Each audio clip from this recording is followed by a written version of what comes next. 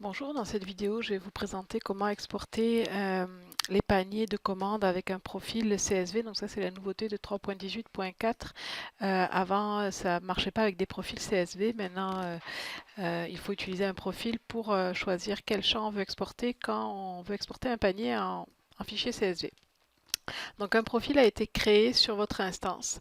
C'est possible que je me sois trompée dans les champs lors de la migration, donc juste à vérifier et à comparer ce qui est sur le site de la communauté avec ce que vous avez. En tout cas, vous pouvez le tester avec ce qu'il y a actuellement, mais je pense que ça ne fonctionnera pas. Donc dans les outils, gérer les profils, vous avez un profil qui existe, qui s'appelle panier ou alors panier de commande. En tout cas, il y a sûrement un deuxième profil qui a été créé ici, donc qui est pour les paniers de commande, donc qui doit être en format SQL et pas en format marque. Et après les champs, je pense que si ce que j'avais créé au tout début de la migration ne comportait pas ici les en-têtes des champs. Donc il faut qu'il y ait une en-tête de champ égale un champ de la base de données. Donc ce qui est inscrit ici, c'est le nom de la colonne qui va s'appeler dans votre fichier CSV et qui doit correspondre ensuite dans votre document Word pour le publi postage. Donc par exemple ici, qui est le bon de commande publi postage qu'avait fourni Montréal. Donc, vous avez plusieurs champs ici. Ce sont des champs de fusion pour le public postage qui ont un nom. Ce nom, order number, doit correspondre à ce que si vous voulez avoir les mêmes choses, à ce qui est dans votre profil CSV.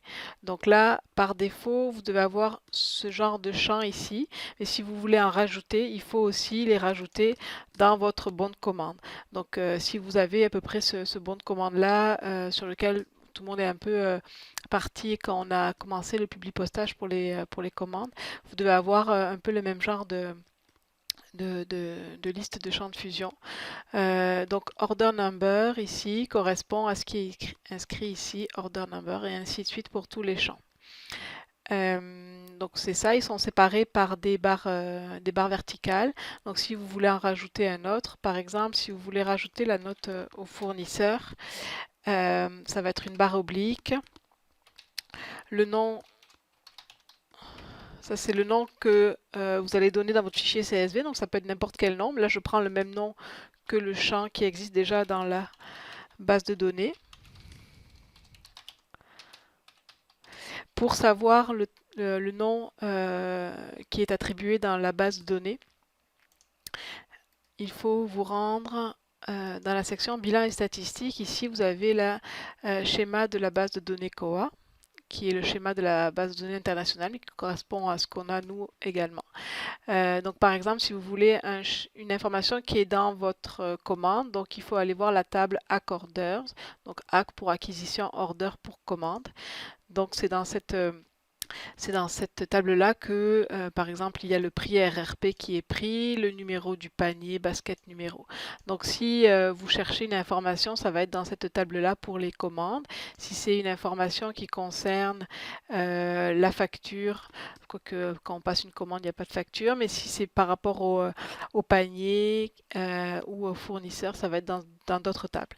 Mais vous pouvez me contacter si vous voulez de l'aide pour modifier votre profil CSV ou pour votre document de publi postage. Donc là, mon profil est complet. Donc je vais revenir. Pareil, vous pouvez rajouter des nouveaux profils CSV, mais quand vous voulez en modifier un, il faut aller dans l'onglet modifier et aller choisir le profil que vous voulez modifier. Ensuite, dans les acquisitions, donc c'est dans un panier qui soit ouvert ou fermé, vous allez avoir cette fonctionnalité ici pour exporter votre panier. Donc sélectionnez un profil CSV. Par défaut, il va se positionner à celui par défaut. Donc, si vous exportez en choisissant par défaut, vous verrez que ça ne fonctionnera pas parce que les champs par défaut ne correspondent pas à votre document de publi postage. Donc, sélectionnez le profil CSV panier ou selon comment vous l'avez appelé dans votre profil, ça peut être panier de commande, c'est le nom que vous donnez à votre profil. Et ensuite, sur exportation. Donc là, vous avez sûrement que soit il va vous le proposer soit ouvrir ou enregistrer. Donc enregistrer le fichier CSV. Donc il va se mettre dans vos téléchargements ici de votre navigateur. Et ensuite, quand vous allez ouvrir votre bon de commande, donc votre modèle de bon de commande. Alors là, je vais voir si ça fonctionne, mais en tout cas, le principe va être le même.